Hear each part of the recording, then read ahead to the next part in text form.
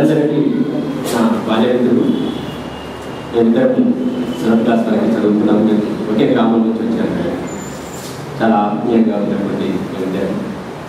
తను చేసే కార్యక్రమాల్లో నేను కూడా పాల్పంచుకున్నాను. పెద్దలందరూ చెప్తున్నారు ఎంత కష్టం అనేది. నేను దగ్గరుండి కూడా తనతో పాటుగా ఉండి చూశాను.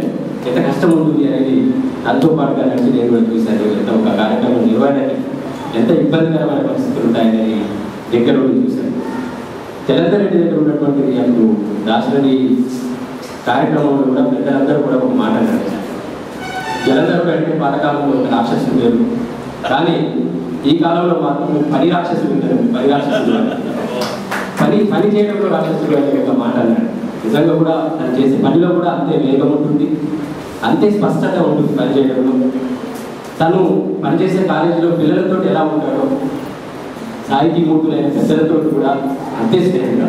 ఇక్కడ ఉన్నటువంటి అమ్మకి వేణుగోపాల్ గారు చాలా పెద్ద మనిషి, సాహితీ మూర్తులు. తనని కూడా అన్న అనిపించేంత గొప్ప సాన్నిధ్యాన్ని మెయింటైన్ చేస్తాడు. తన పిల్లలతో కూడా, తన దగ్గర చదువుకుంటున్నట్టు పిల్లలతో కూడా అంతే సాన్నిధ్యాన్ని మెయింటైన్ చేయడం వల్ల ఇంత పెద్ద కార్యక్రమాన్ని కూడా మంచిగా నిర్వహించడానికి తను కరెక్ట్గా ఆలోచన చేస్తాడనేది నేను అనుకుంటున్నది.